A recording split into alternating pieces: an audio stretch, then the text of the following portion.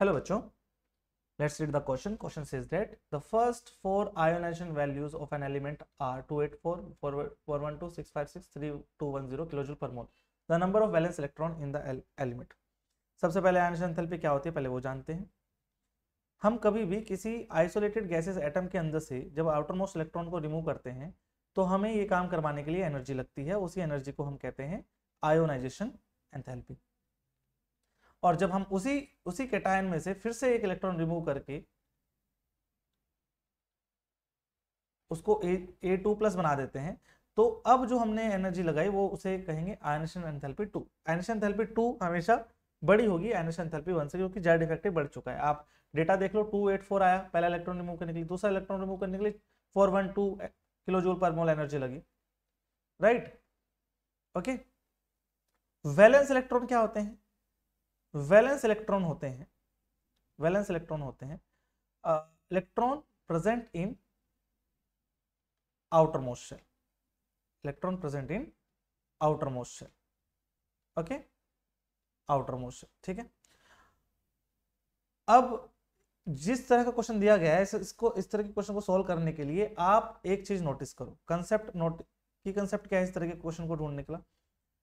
इस तरह के क्वेश्चन को सॉल्व करने का की कंसेप्ट क्या है?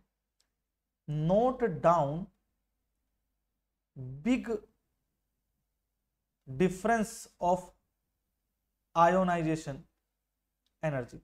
आयोनाइजेशन एनर्जी का बिग डिफरेंस ढूंढो, कहां है। देखो, जब हमने पहला इलेक्ट्रॉन निकाला तो हमें लगा 284 एनर्जी, है ना। तो हमें लगा, एक सेकंड इसको मैं ये मिटा के यहाँ पे 284 लिख देता हूँ। हमें लगा 284 एनर्जी इलेक्ट्रॉन रिमूव करने के लिए, तो ये बना A+। अब हम जब दूसरा इलेक्ट्रॉन रिमूव कर रहे हैं तो हमें लगी 412 किलो जूल पर एनर्जी, A2+ हो गया। अब हमने एक और इलेक्ट्रॉन रिमूव किया तो हमें लगी 656 एनर्जी, तो ये A3+ हो गया, है ना। फिर से हमने एक इलेक्ट्रॉन रिमूव किया तो हमें लगी 3210 किलो जूल पर मोल एनर्जी। बाप रे, आपने नोटिस किया डिफरेंस? आपने बिग डिफरेंस नोटिस किया? देखो 284 ठीक है, 412 जस्ट डबल हो गया, यानी कि यहाँ 200 का ऑलमोस्ट डिफरेंस आ रहा है ना।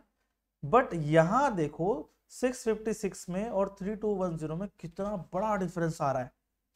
यानी कि उसने एक इलेक्ट्रॉन रिमूव, मतलब पहला इलेक्ट्रॉन रिमूव हुआ कोई प्रॉब्लम नहीं है, दूसरा इलेक्ट्रॉन रिमूव हुआ कोई प्रॉब्लम नहीं है, तीसरा इलेक्ट्रॉन जब रिमूव हुआ कोई प्रॉब्लम नहीं हुई, फोर्थ इलेक्ट्रॉन के लिए लार्जेस्ट एनर्जी लगी, बिग डिफरेंस।